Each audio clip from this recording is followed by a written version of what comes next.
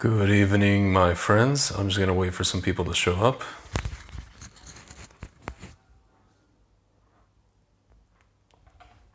All right. So, this thing takes a little bit of time. There we go. There we go. Finally. Okay. So,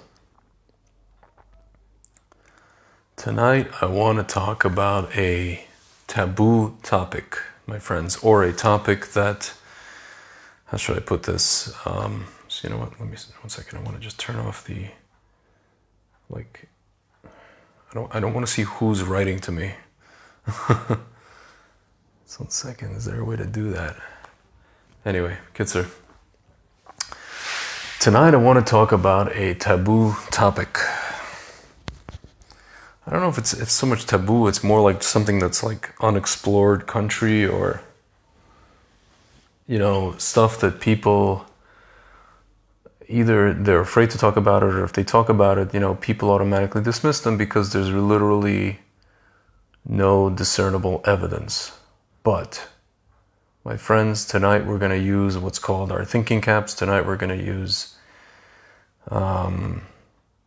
critical thinking. We're going to use, I guess you can call it, I don't know if it's inductive reasoning or deductive reasoning, but one of those.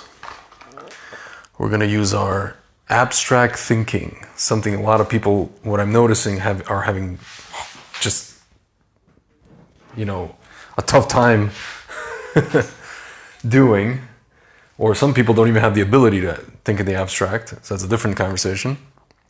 So, okay. Tonight we're going to talk about something that I like to call Snide Effects, without triggering the algorithms. Guys, a lot of the people that I've spoken to, and it's not all people, but it's a lot of the people that I've spoken to who have taken, a lot of these people, what I notice, and they behave in a very, very snide way. They have a very snide attitude, very self-righteous, very condescending. But the word that comes to mind is snide. For those of you guys who don't know what snide is derogatory or mocking in an indirect way. So he says devious, underhanded, unpleasant, underhanded, snide, like nasty. You talk to the people and you're just wondering why. Why can't they have a discussion? Why do they have to be so snide, so nasty, so just like slime? So tonight I want to talk about snide effects of the people who took but not of those people, but just snide effects in general, right? So there's a lot of people, when you mention these things, they say, they start joking around. They say, oh, look, like 2 days after they take it, they're like, oh, you see, I grew a third eye. Oh, you see, I have a third hand. Oh, you see, I'm walking, whatever. I grew this and I grew that, and it's the same thing. It's literally, I can't believe it's funny.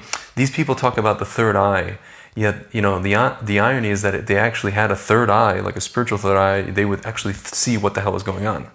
But they don't have a third eye. But they're joking about growing a third eye, but yet they haven't grown a third eye. Okay, but that's a different story. So, yeah. And what these people don't understand is that oftentimes with these kinds of things, you have something, what I like to call, again, as a former Soviet citizen, what I like to call the Chernobyl effect. Things don't happen the next day. They don't happen a week after. They don't happen months after. They can happen with something that is literally a technology inside your body. It's not, I see on Twitter people saying, oh, as if people never took, something like this before, or like a previous, smack scene before. My friends, all the other smack scenes for all the other things that we have smack scenes for are regular smack scenes. They are not, or never have they been, to quote the communists, they are not, they never have been mRNA. They have not. It's a fact, okay? So we are dealing with something very, very new, something nascent, something that we are in the study. If you say it has been studied, no, it has not been studied. We are the study. If you're coming out with data every week or every 2 weeks or every month, from the place that I'm living, place that I'm sitting in, which is Jerusalem, from Israel, then you're part of an ongoing study. You're learning new things. You're part of an experiment. We understand this, my friends. So the question is, do you want to be in an experiment or do you not want to be in an experiment? And you could say, oh, but people are dying. And then, my friends, if you're in an experiment where there's 99% survival rate, okay, your personal preference, okay? So now we're going to get to the nitty gritty, my friends, of what we're talking about here. All right? First of all, my friends, I'm trying to decide. There's 2 documents that I want to look at. And I'm trying to decide which one to look at first, because, there has to be like an order or like a flow. You know what I'm going to do? I'm going to look at the one that's referring to, that was previously studied. So, my friends, there's an organization that is affiliated with Harvard University. It's called Harvard Pilgrim, the organization, and I'll read to you guys from their own website. It's a very well-known organization in the medical field. Harvard Pilgrim Healthcare. See, if you go on their website, Harvard Pilgrim, if it ever loads, very slow, just when I need it the most, of course. Hello, Harvard Pilgrim. Somebody's slowing down my internet because they know I want to do this. Okay. Harvard Pilgrim, about us. Okay, Harvard Pilgrim and his family of companies provide healthcare plans, health benefit plans, programs, and services to more than 3 million customers in New England and beyond. A leading non-for-profit health services company, we guide our members and the communities we serve to better health. Founded by doctors nearly 50 years ago, we're building our legacy in partnership with our expansive network of doctors and hospitals. We're improving health outcomes and lowering costs through clinical quality and innovative care management. Okay, so there's all this information, leadership, blah, blah, blah. Here, meet our leadership. Okay, so who's the board of directors here? Oh my God, why is their website so slow right now? Okay, leadership. Kane A. Hayes. Let's see, let's read his chief executive officer. Let's read his, I don't know if he was there back then, but I'm going to read his. There you go. Hayes is chief executive officer of Point32 Health, a $9 billion organization that includes Harvard Pilgrim Healthcare and Tufts University Health Plan. My friends, so we understand what's going on. See, he served as president and CEO of Gateway Health, leading managed care organization where he was responsible for strategy, day-to-day operations of the company.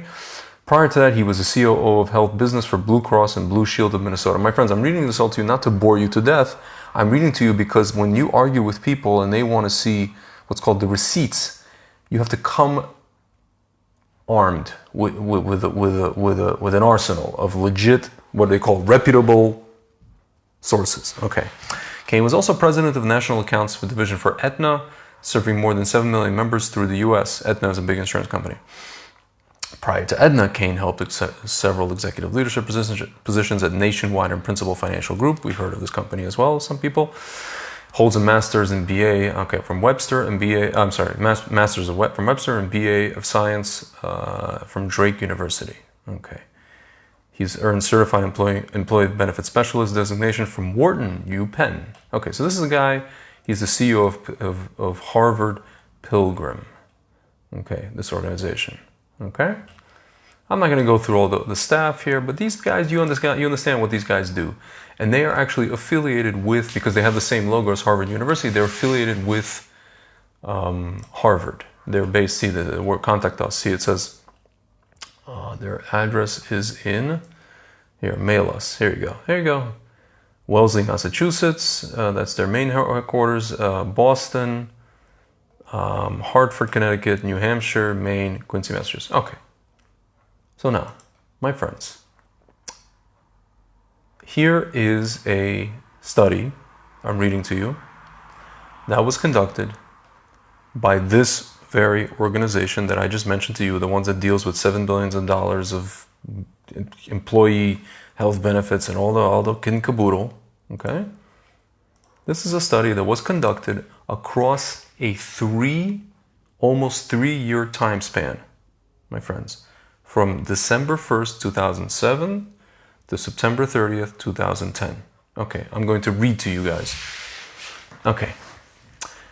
The title of the study is called Electronic Support for Public Health Vaccine Adverse Event Reporting System, also known as VAERS, VAERS. My friends, this is the system that we are now still using to report any issues that we have, this thing that we're taking now. Okay, so I just told you 07 to 2010. Okay.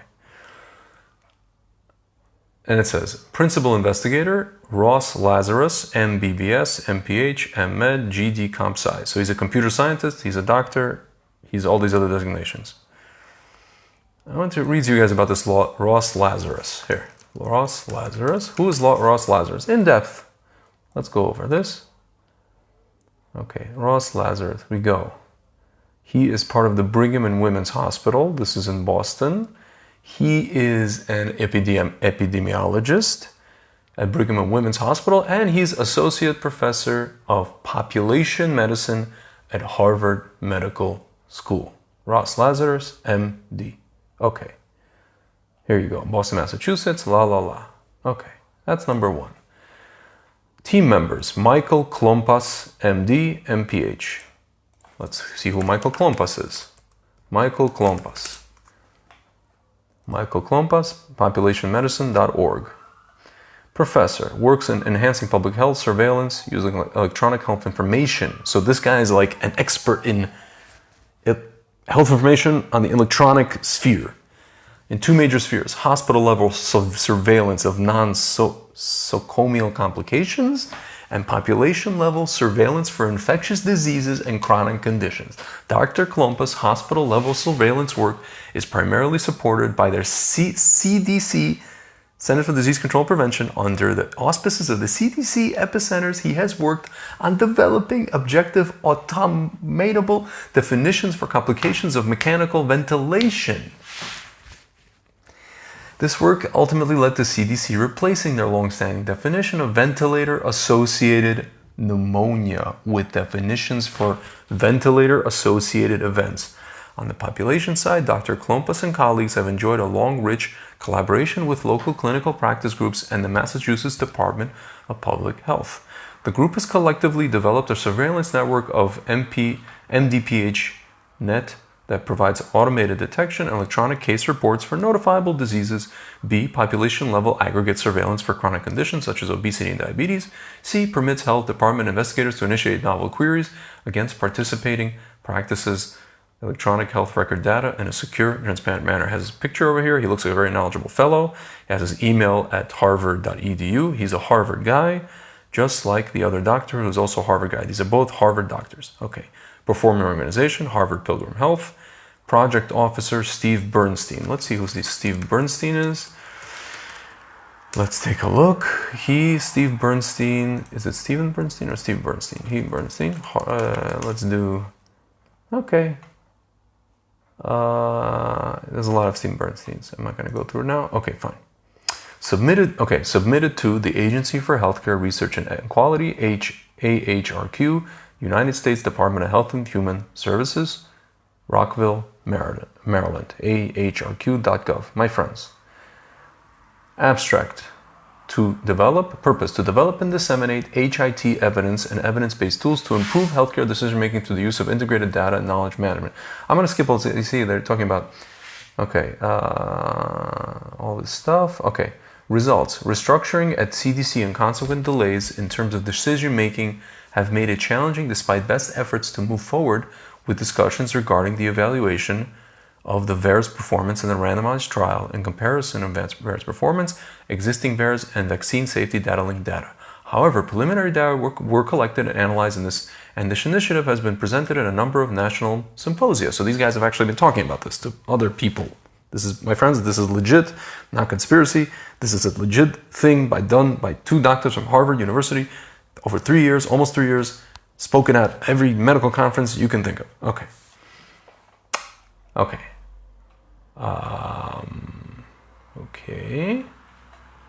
Now we skip to, okay, see now it says the purpose. This research project was funded to improve the quality of vaccination programs by improving the quality of physician adverse vaccine event detection and reporting to the national VAERS system via the following aims. Identify required data elements, develop systems to monitor ambulatory care, electronic medical records for adverse events following vaccine administration. Aim number 2, prepare and securely submit clinician-approved electronic reports to the national VAERS system.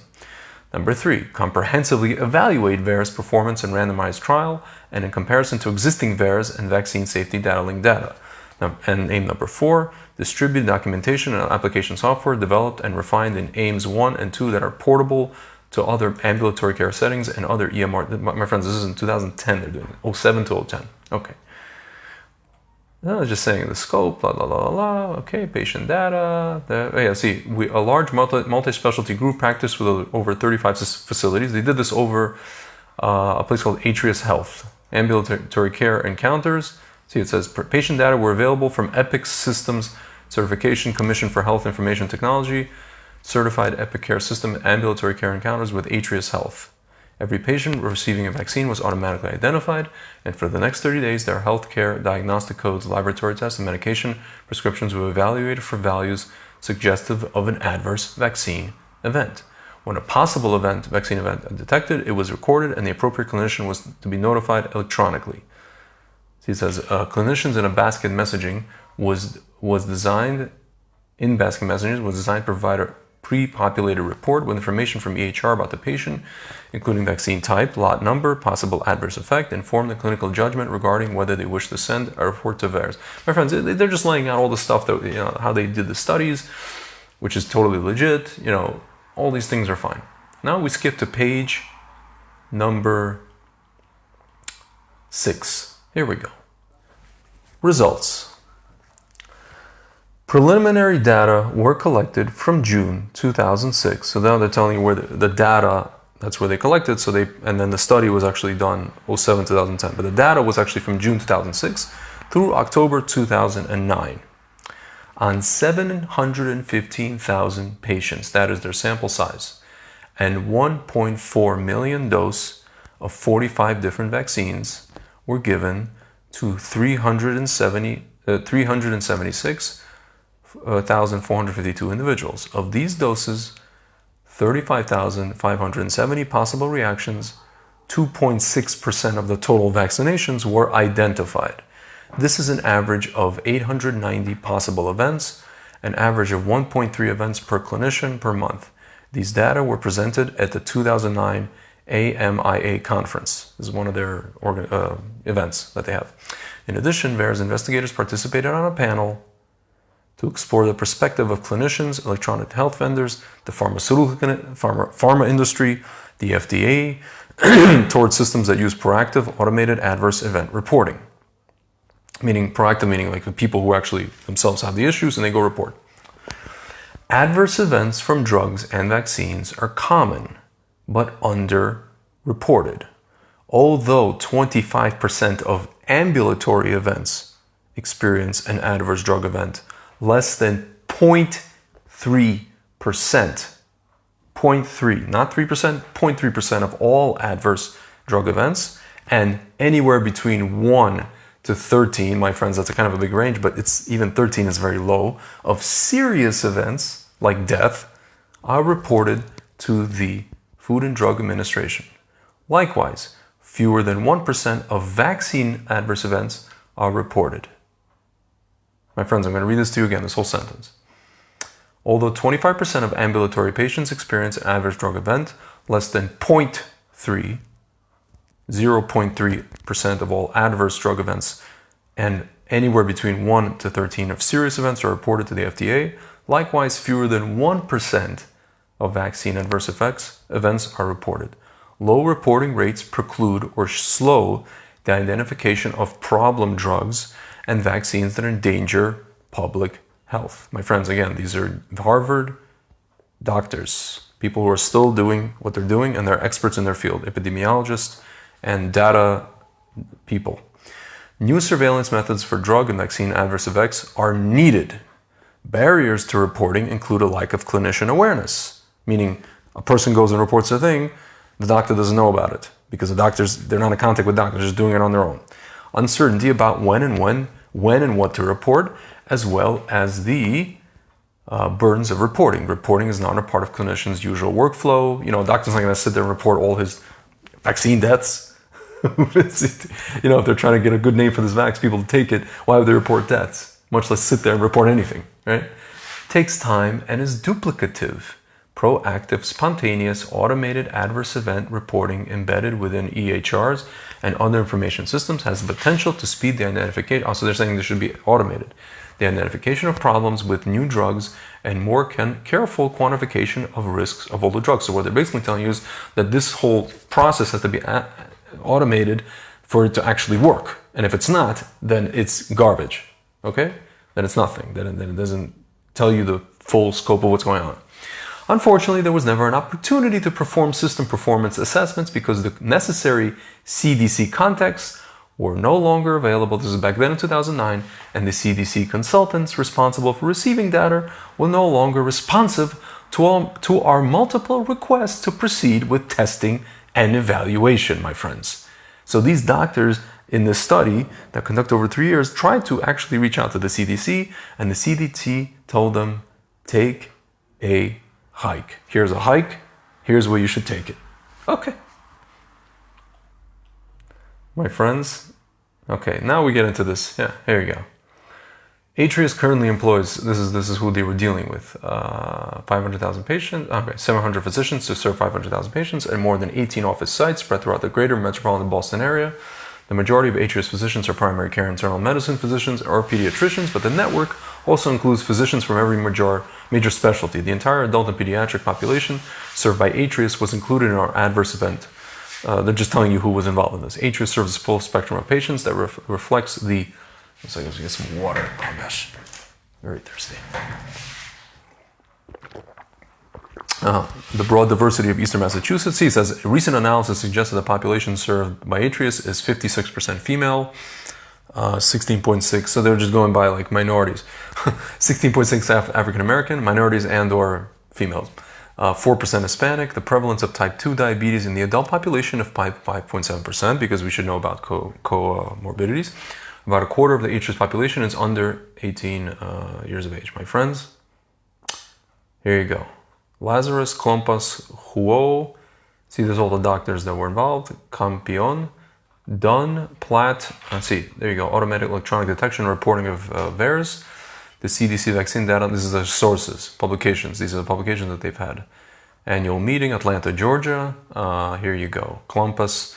Automated vaccine adverse event detection and reporting from electronic medical records. CDC Public Health Informatics Network, a conference August 27, 2008. These are all 2008. April 2008, August 2008, Klompas, same guy, Harvard doctor, November 2009, annual symposium, American Medical Informatics Association. These are all data, medical data, my friends. Medical data symposiums that they presented. Here you go. 1, 2, 3, 4. San Francisco, 2009. Another one, annual symposium, same thing in San Fran, November. Oh, same thing, okay, fine. Oh, here you go. Perspectives from clinicians, biopharma and the FDA presented, vendors, my friends. So now, we're sitting around and we're talking to people and we're telling them about our concerns. And they're telling us, but it's only been, you know, how many people have died from this thing, but versus how many people from the affliction, from the disease. And then they say, well, you know, what is it? Only 13,000 people out of how many people died from this stuff and whatever, and and blah, blah, blah, blah, blah, and you're protected, My friends, if we go by this number, and if, let's say we just take, you know, we go by that number 1 to 13%, and see, but it says fewer than 1% of vaccine events are reported. That's... I mean, now we're talking about, my friends, I hate to sound extreme. I hate to say this number, but if we're talking about only 13,000 that are reported, and that's 1%, let's say even if that number went up since then, even if we give the benefit of the doubt and say 10%, we're talking about at least 130,000 people, my friends. We're talking about at least 130,000 people that just went proof. I know that could be the case because I heard of stories here in Israel and also in America of people coming in and the hospital basically just not reporting it. People who didn't die, not reporting this side effect. So now we can only imagine how many deaths were not attributed to this thing, or how many times they said, oh, well, we don't know, and then it took them 4 or 5 months, like with that lady on BBC. She passed away in May, and right away people said that's, she was perfectly healthy, and the family said, yeah, that's, and then finally, a couple of weeks ago, they said they finally confirmed 3 or 4 months later that, yeah, it was because of that. My friend, how many people do you think there were? I would say way more than 13,000 people on this planet, given that we gave 2 billion people this stuff. I mean, the statistics dictates, logic dictates, based on what I just read to you guys. And it's the same system today as it was back then, based on what they're describing back then. And from what I've seen, I actually went on the system. It's the same system, essentially. There's no automation. Doctors are not sitting there and plugging it in. It's just not happening, my friends. It's just not happening. And if anything, the opposite is happening. People are being told not to report. Okay? So now, my friends, now that I've shocked you a little bit, I'll give you just a little bit shock, like a little bit, just something to marinate in your head, right? Now we're gonna talk about something a little more. I mean, I guess you could say it's abstract, but it's not. I don't know. When I look at it, I'm a former Soviet citizen. To me, it's not terribly abstract. To me, it's just kind of very. If you guys ever seen the movie Usual Suspects, it's just, it's like the character Verbal Kint, when he, if you guys ever seen that movie, and it's basically Kevin Spacey, and he's telling this whole story to Chaz Palminteri, the detective, and everything. His whole story is basically gathered from the wall of things on the wall that he's looking at. It's basically a fake story, right? And then what happens is after he leaves, Chaz Palminteri basically starts connecting the dots. He starts looking at the things on the wall. And he's like, oh my God, this guy just made up the whole thing based on what he saw literally physically on my physical wall behind me. My friends, so I'm going to ask you for the following. You're basically going to have to connect the dots, but actually it's not going to be that difficult. Okay. So, roughly a year after Mr. Trump was elected to office in 2017. One second. There we go. Another very, very, I just mentioned Harvard, which is a very reputable place. Another very reputable place by the name of Johns Hopkins University Medical Center. One and the same. Of course, it's being very slow again. Of course.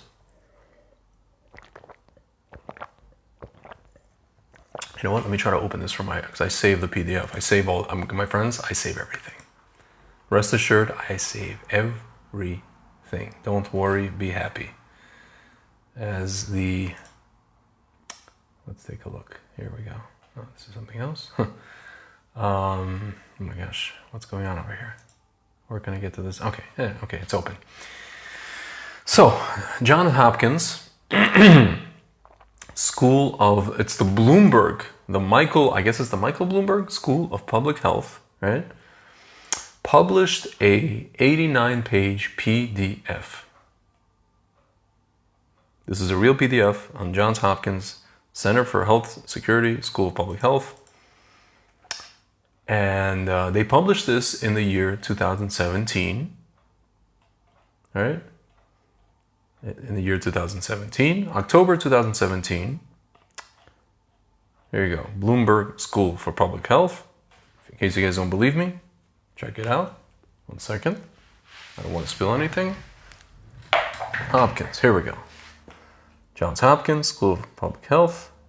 So, the study was conducted by a woman. You can actually, guys, go check her out on YouTube. If you want, I can do that now. Monica Shach-Spana, PhD, Senior Associate, Johns Hopkins Center of Health Security.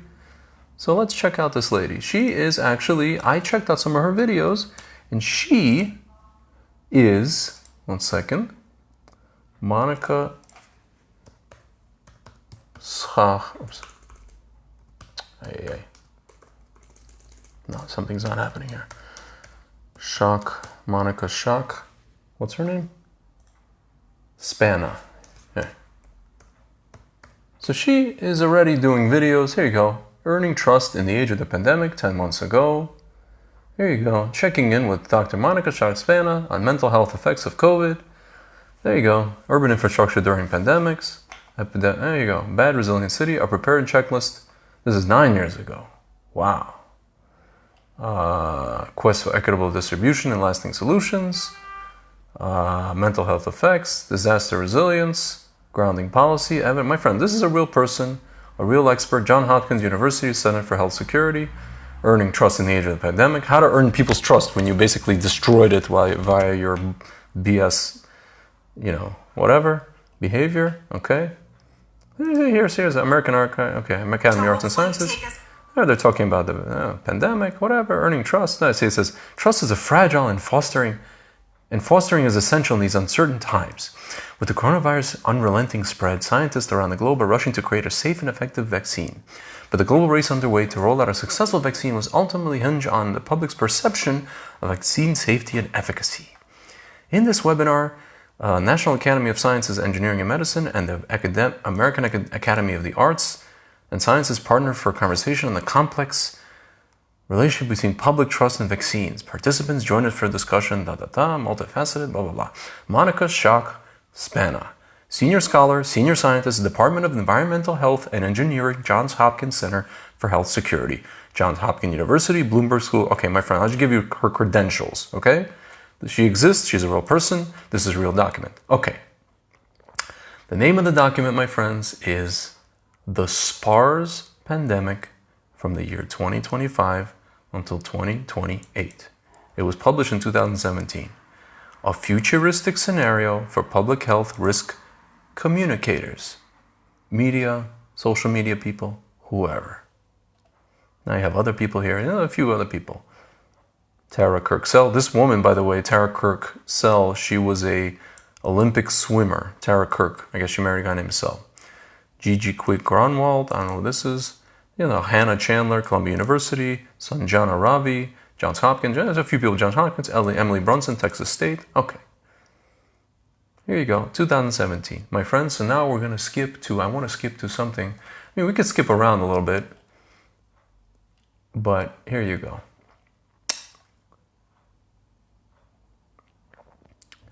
So now I want to go to, here you go.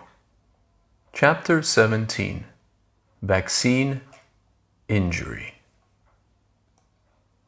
Page 59. Let's take a look. Let's read. I'm gonna go back to, so I was reading this to you guys. I want to put this down. Okay. If you don't believe me, I'm gonna post a link in the description, in YouTube, and also here. Here you go. Oh. My friends, notice the name of this pandemic is called the SPARS pandemic, right? What is the name of the vaccine? That they're in this fictional study by Johns Hopkins University. The name of the vaccine is called Coravax.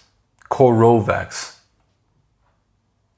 Corovax. My friends, they have a fake, they have like a fake Twitter post. Corovax is unclean, not for us. Hashtag Muslims, hashtag Novax. August 3rd, 2026, from Imam Ibrahim, Seattle Somali Imam. This is a fictional Twitter account that they anticipated would be what they would be saying in the event of this issue, my friends. No, let's read. Okay. This is called Lovers and Haters, Chapter 13. Early on in the Corovax vaccination campaign, my friends, again, this is Johns Hopkins University study in 2017. Not a study, a fictional simulation of a pandemic from 2025 to 2028. Hey, just listen. Early on in the Corovax vaccination campaign, anti-vaccination groups began emerging on social media platforms.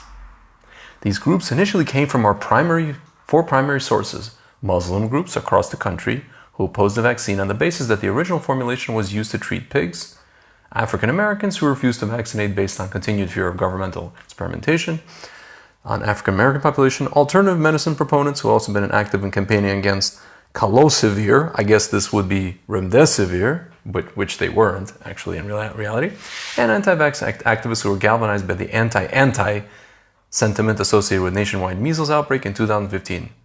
My friends, I'm reading to you a simulation, okay? Let's read on. With the exception of this last group, none of the anti-vax movements were cohesively organized initially, existing primarily in small, isolated pockets across the country.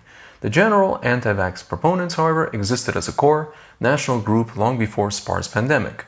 Which is by this, according to this document, 2025. Following the 2015 measles outbreak in the US, the group united online. By 2016, they had created several primary Facebook groups and numerous Twitter accounts and began using hashtags like No Vaccines for Me and Vaccines Kill. The anti-vax movement migrated to ZapQ upon its emergence in 2022 due to its ability to combine feeds from across... So this is like a social media platform that they've imagined would exist that would basically combine all of the feeds, like Facebook, Twitter, in one. Which is, I'm sure people are working on this, including real-time text, picture, and video messages from members, as well as select traditional media posts, such as videos, text, and streaming news feeds on a single interface that could be used on IAT and other mobile platforms. Additionally, through their ability to control group membership, these groups ensure that they will not be exposed to pro-vaccine propaganda from pharmaceutical companies, the federal government, or public health or medical authorities. By 2026, many core members of the anti-vax movement obtained their national news almost exclusively from anti-vax ZapQ sites. When Corovax distribution began, the anti-vax movement mobilized their resources, citing select quotes from CDC, NIH, and other government agencies. Anti-vax proponents, my friends, you know what's funny? In real life, this began actually after the vax came out, because when people started seeing the way it was implemented, that's the issue here. That was when the issue started. Proponents began spreading the message that Corovax was inadequately tested and had unknown long-term side effects, my friends, but we'll get to this. And that natural immunity resulting from contracting the disease was more effective means of conferring protection. My friends, we see from a real-world study now in Israel that what this is saying, that they're accusing us of saying, is actually a fact. It's not us making this up in our little, tiny, little, crazy, lunatic, wackadoo groups. It's something that's reality. Okay. Many of these messages also contain suggestions, once again drawing on carefully selected and edited quotes from CDC, NIH, and other governmental officials regarding how to manage SPARS symptoms.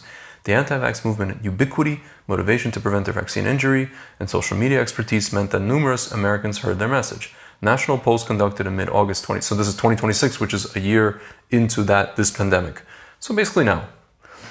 For example, showed that 68% of US citizens had seen a post or read a comment from someone expressing anti-Corovax sentiments. See how this goes on? Several local Muslim leaders mistakenly conflated the origin of the virus with the origin of the vaccine, concluding the vaccine itself was also unclean. Yeah, violation of their faith. We understand all this stuff. I want to read to you guys.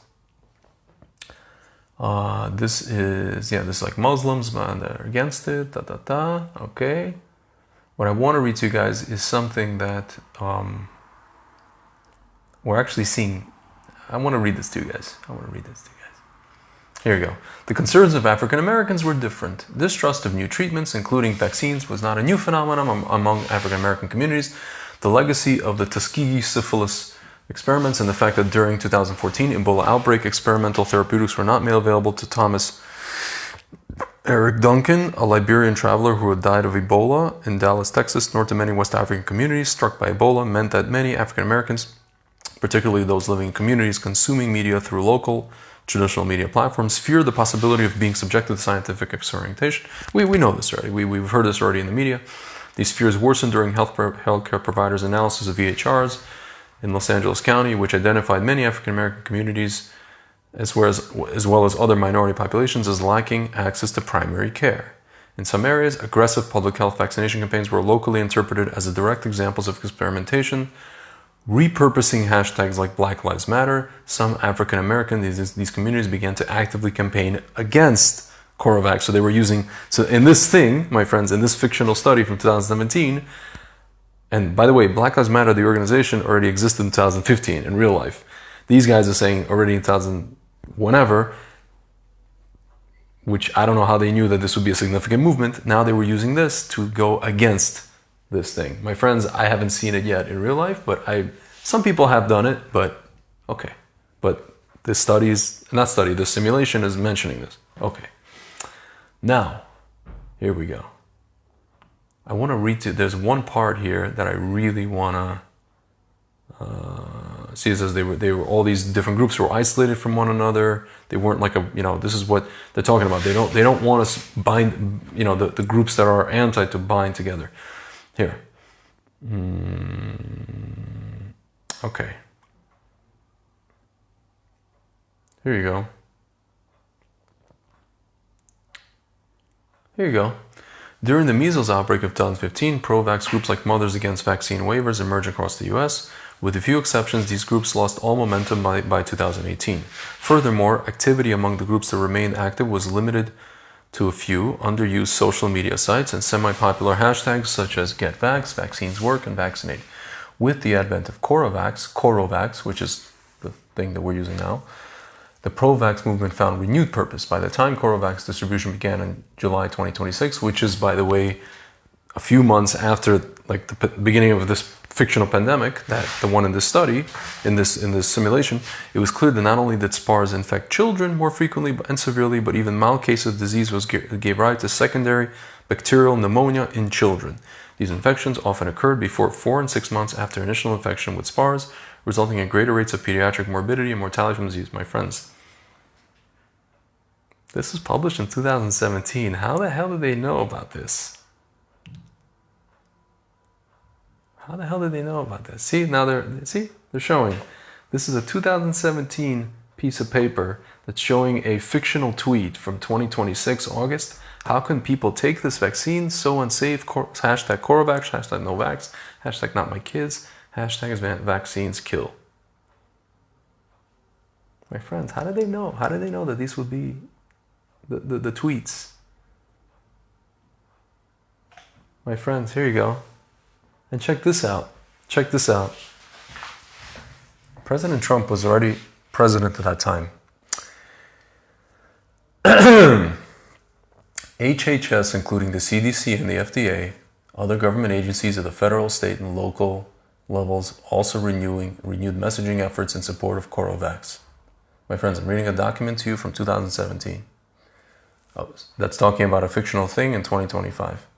The common message developed about Corovax, originally used in early June, was re-released, and 2 additional messages were developed and distributed by mid-October, just before the vaccine made available to the entire US population.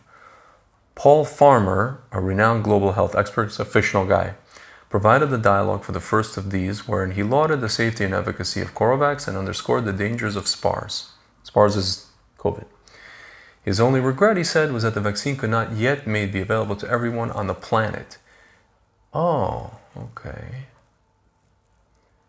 That's probably Mr. Gates. In the second message, former President Bennett redeemed himself by televising herself by televising her vaccination, as well as the vaccination of 2 of her granddaughters. These were largely successful, Filipino American, blah, blah, blah. Okay, I want to go to something a little bit more, what I just was reading to you guys about. Let's take a look. If I can search in this PDF and find it. There you go.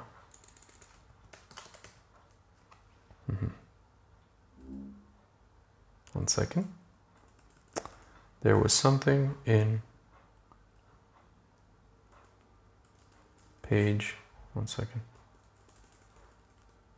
I wanted to show you guys. There we go. There we go. Okay.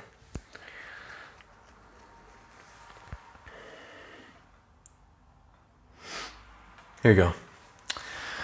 Chapter 17, Vaccine Injury, page 68. So now I just read to you guys that Harvard Pilgrim study, where basically only, 1% of things get reported, maximum. I mean, I said give the benefit of that, let's say even if it's 10%. Let's read chapter 17 of this simulation pandemic. As time passed and more people across the United States were vaccinated, claims of adverse side effects began to emerge. Several parents claimed that their children were experiencing neurological symptoms similar to those seen among livestock exposed to the GMI vaccine. I guess it's the mad cow disease? I'm not sure. By May 2027, which I guess is, since this pandemic in this document started 2025, so you would see basically 2 years after, right? So you're talking about after the start of it. So you're talking about 2022, right? Parental anxiety around this claim had intensified to the point of lawsuits. My friends, I don't know about in this document, but lawsuits here, you guys know that these companies are not like you can't sue them. I don't know who you're going to sue. You're going to sue the government? Good luck suing somebody. That month, a group of parents whose children developed mental retardation as a result of encephalitis in the wake of Corovax vaccination sued the federal government, demanding removal of the liability shield protecting the pharmaceutical companies responsible for developing and manufacturing Corovax. So basically, they said there was a liability shield, like in real life, and parents just said, I don't give a damn, I'm suing your ass. Okay. The growing plaintiff cohort quickly withdrew their suit upon learning that the National Vaccine Injury Compensation Trust Fund, I don't know where they're going to get the money for this, given the economy, and an emergency appropriation of funds authorized by Congress under the PrEP Act, this is again a fictional thing, existed to provide financial reimbursement to those who were adversely affected by the Corovax vaccine in order to cover healthcare costs and other related expenses. Given the positive reaction to the federal government's response and the fact that the majority of U.S. citizens willing to be vaccinated had already been immunized, the negative publicity surrounding adverse reactions had little effect on nationwide rates. The focus on adverse side effects, however, resulted in a considerable increase in the number of compensation claims filed, and many grew concerned about the long-term effects that Corovax could have on their health. This concern was particularly high among some African American parents who continued to question the government's motives regarding the Corovax vaccination campaign. While the FDA and CDC or other agencies were busy researching possible connections between Corovax and their reported neurological side effects, their efforts were continually undermined by epidemiological analyses provided by various non-governmental individuals and groups. A popular science blogger, Epigirl, my friends, they just invented a person, like whatever, for the purpose of this simulation, began posting interactive maps of incidents of Corovax side effects in April 2027. So basically, if you line it up with this thing, basically in 2022, somebody should create like an app to really let people just post, I have this issue with, with pictures, with videos and, reviews, reports. It's almost like a, I don't know what you call it, a Yelp for this kind of thing, To create the maps, Epigirl collected anecdotes of adverse Corovax side effects using Facebook, Twitter, YouTube, combined them with the data downloaded from HHS, from the VAERS system that I just mentioned, National Vaccine Safety Surveillance Program maintained by CDC and FDA. Epigirl was also encouraged those among her subscribers who were Apple product users to share health data with her via Apple's Research Kit and Health Kit applications. So these are like apps that came out by Apple. Interesting. Epigirl's maps were consequently shared widely in social media circles and even included in local and national news reports. The federal government became concerned about the validity. Really? They're concerned about us. We're not concerned about them. Of Epigirl's anecdotal data and the widespread sharing of patient information via the internet, just like the Israeli government shared our information. Epigirl's data showed a significantly higher evident incidence rate of nearly every reported side effect. However, federal officials believe that this was largely due to the duplicate entries resulting from compiling data from multiple sources. Oh, you said, okay. Additionally, Epigirl's data did not seek to address the cause of the reported side effects, only the incidence rate. Publication of similar results from organizations such as Patients Like Me, again, it's a fictional thing, a group closely associated with the natural medicine movement, further legitimized these independent reports. The government attempted to respond to these claims through formal press releases, but these were neither as visually appealing nor as interactive as Epigirl's maps were, and therefore largely ignored. While the federal government appeared to have appropriately addressed concerns around the acute side effects of Corovax, the long-term chronic effects of the vaccine were still largely unknown. My friends, again, this is a document from Johns Hopkins University in 2017 outlining a pandemic from 2025 to 2028. Nearing the end of 2027, which in our timeline for our real thing would probably be 2022, reports of new neurological symptoms began to emerge. After showing no adverse side effects for nearly a year, several vaccine recipients slowly began to experience symptoms such as blurry vision, headaches, and numbness in their extremities. I'm repeating to you guys again. After showing no adverse side effects for nearly a year, several vaccine recipients slowly began to experience symptoms such as blurry vision, headaches, and numbness in their extremities. Due to the small number of these cases, the significance of their association with Coravax was never determined. As of this writing, in 2030, so I guess according to our timeline would probably be 2025, longitudinal studies initiated by the NIH at the beginning of the VAX program have not reached the next round of data collection, so formal analysis on these symptoms has not yet been conducted. My friends, but Baruch Hashem, right now, Israel is conducting studies on, they started doing this. I mean, they started probably before on long-term effects, so Baruch Hashem, we will know.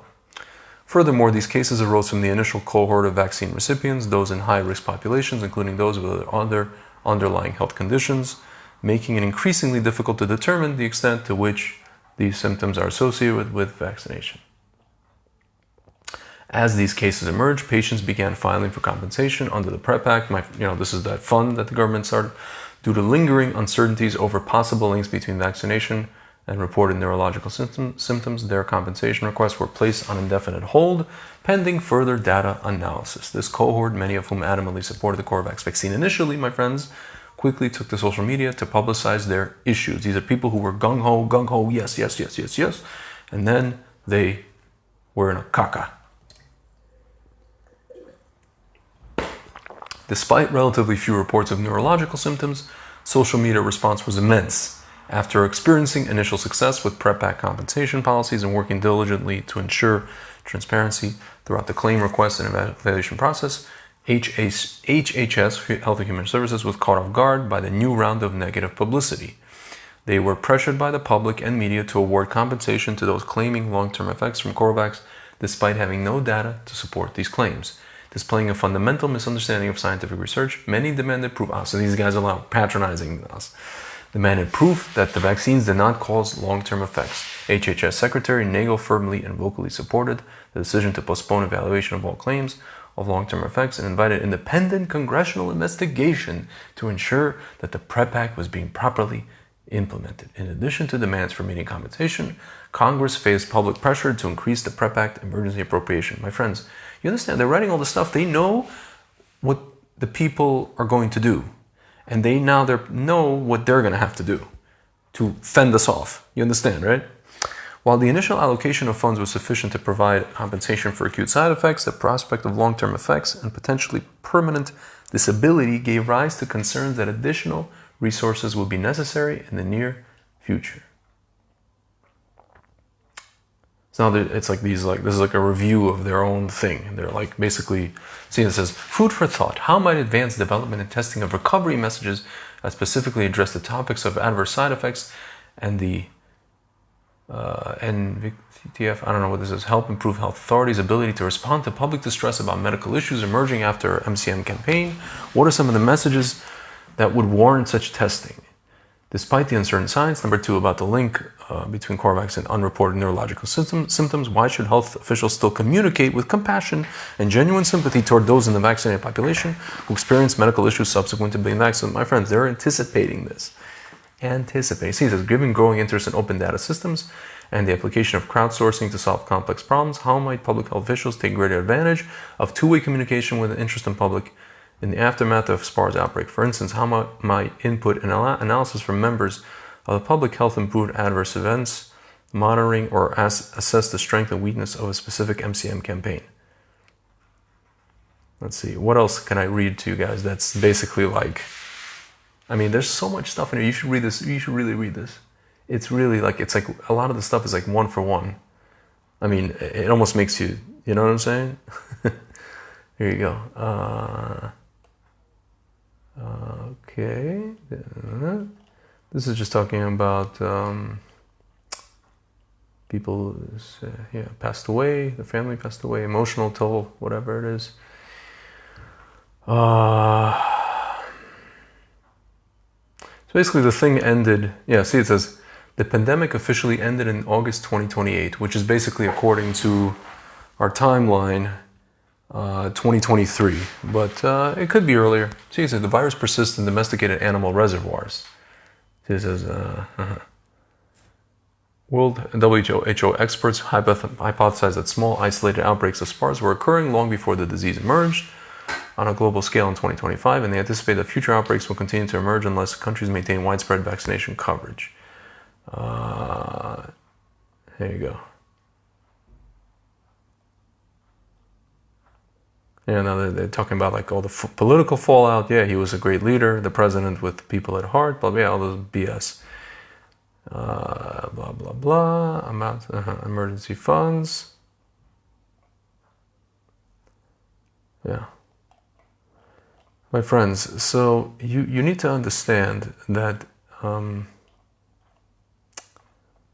I don't know if somebody planned this, but I know that if they wrote something about it, they knew what was coming. They knew what was going to happen. They knew what the reactions were going to be. They even kind of anticipated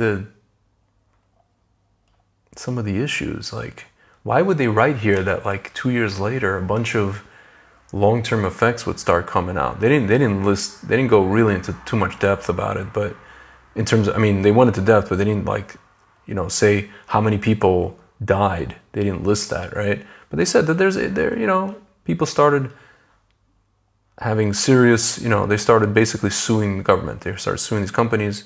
How and why did they know it was coming? Listen, they wrote this in 2017. This is Johns Hopkins University, man. This is not some BS document. This is not, I don't know, I'm not even reading World Economic Forum. I'm not reading any of these, you know what I'm saying, whatever you call them, New World Order stuff.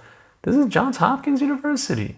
They're talking about what happens, what the reactions were, what the social media was, There you go. Hollywood, yeah, there you go. Blah, blah, blah. There you go. U.S. government wasted millions on suspect science for useless SPARS drugs. So here they actually did like remdesivir. They tried all these things. See, they actually didn't mention here the suppression of drugs. Right? They didn't mention, but what the F is going on with these guys in 2017? It's too weird, right? It's really too weird. It makes you think, what was going on with these guys in 2017? See, they have like fake tweets over here, and those are just like fictional tweets. Local child vomits immediately after taking Calosivir. So Calosivir, it's like remdesivir. They're basically like talking about remdesivir, the supposed treatment, and so they basically bashed the treatment that was, that were used. The funny part is that the treatments here in real life are working. Monoclonal antibodies, HCQ, zinc, ivermectin.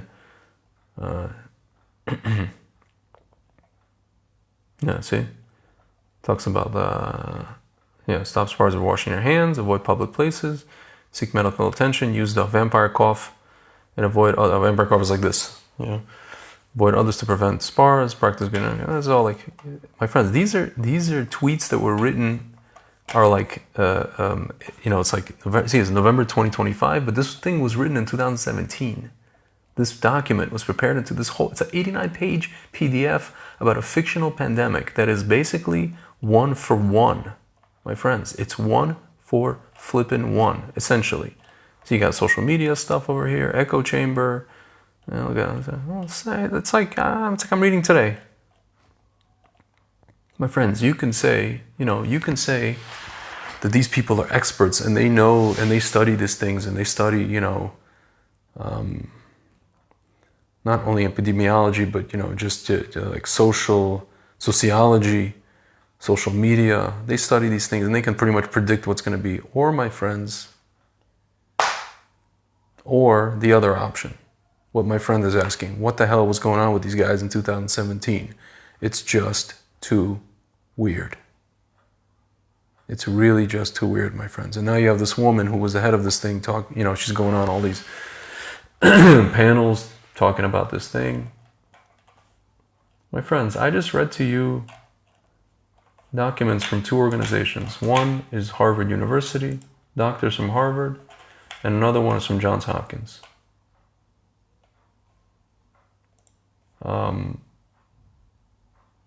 I mean, I don't know what to tell you guys. Like, I don't know what to tell you guys. I'm not going to say anything, but you guys can pretty much use your abstract thinking, your seichel, your you know, you can pretty much kind of come to your own conclusions here. If these guys were talking about in 2017, you know, people's reactions, physical reactions, and then lawsuits, and then removing, how did they know that that these pharma companies would not be liable? How did they know? You know, this thing came out December 2020 at earliest, right? Most of the people that got it in March 2021. And we found out that these companies weren't liable. How did they know in 2017 that these companies would not be liable?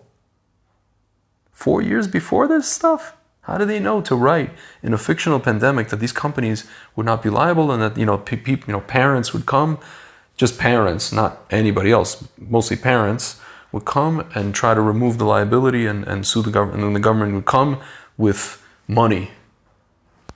How did they know this?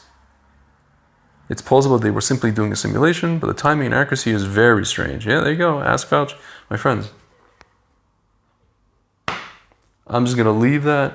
You know, what do they say? I'll just leave this right here. My friends, I'm telling you again, it's very difficult to speak to people because, you know, and it's interesting, like, I'm a former Soviet citizen, and I told my mother today, you know, because she tells me, you know, she's talking to me from the States, she goes, all of my friends in my circle still don't understand why you don't want to take this thing. And I tell her, these people were refuseniks just like you. I don't know if they were like officially refuseniks, but they grew up in the Soviet Union just like you. I was 6. How come I see what's going on? I was 6 when I left that place, when you took me out of there.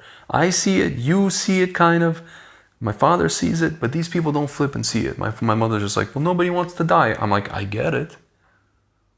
I get that they don't want to die, but we're in a situation of pick your poison. They don't want to die. There's treatments. They don't want to use the treatments. They just want to, you know, everybody wants a magic pill or a magic liquid in their system, right? They think they're protected. My friends, we just saw today in Israel, 3 sisters died. 3 sisters died, Arab women, like older women. One was triple, one was double vaxxed, the other one was not. They all died in the same week. These people are protected? My friends, and my mother, yeah, all these people over 65, I get it. But they think they're protected, and they're going to blame a person who's not for infecting them. Like, I don't know. I just don't know. And people just keep doubling, and you tell them this. I could read this stuff to people. They can watch this video, and they just keep doubling down and doubling down and doubling down and doubling. But no, but you don't understand. But if only this, but if only that, but it's your fault. But it's they just keep going and going. Again, my friends, it's like you tell somebody that, you know, it's over, and they're just holding on for dear life. They're just hanging on. You tell, again, I said this before, it's like you come to your friend and you tell them, you know, the person you're dating is the biggest you know what, and here's the reason why. And they're in there, but you don't understand, when we're by ourselves, he's not like, you know, well, you know, they just give you all the reasons why he's like this and why he behaved like this in this situation, and then this and then that, and finally, they just you know, and in the back of their head, they know you're right. They know you're right. In the back of their head, they know there's something wrong. They know there's a problem. They know there's going to be a blow up. They know there's going to be a caca coming, right? If there wasn't already one. And they still know, but you don't understand, but you don't know. And then finally, my friends, you get that phone call, you know, oh, you won't believe what just happened. We broke up, and he's this, and beat me, and this, and that. My friends, as my father used to tell me, he used to say this to my mother about me when I was younger. Until he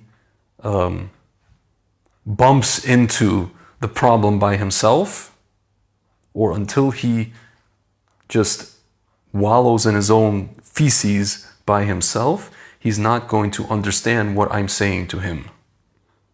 So my friends, what I'm trying to tell you is, don't argue with anybody. Don't convince anybody until the people come to the Kaka on their own. And it's not going to be tomorrow. It might be in a few months. I know, sometimes I wonder, sometimes I wish, maybe it should be tomorrow because I'd rather have it sooner than later. I would rather not wait. Rather, I'd rather that, I guess, justice be enacted on the people that actually perpetrated this stuff, right?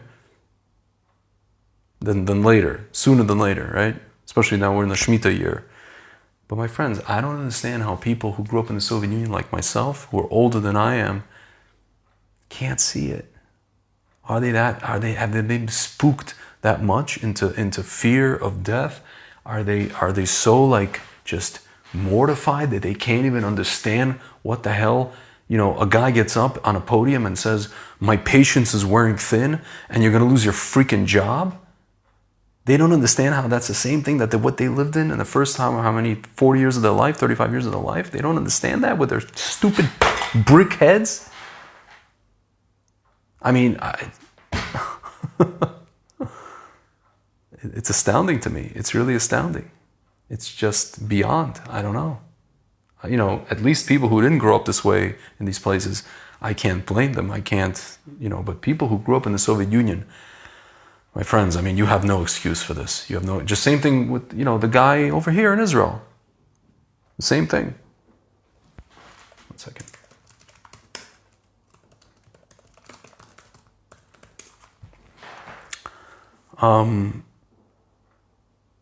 Yeah, my friends, he came out today and said, "My patience is wearing thin." My friends, they're reading from the same script now.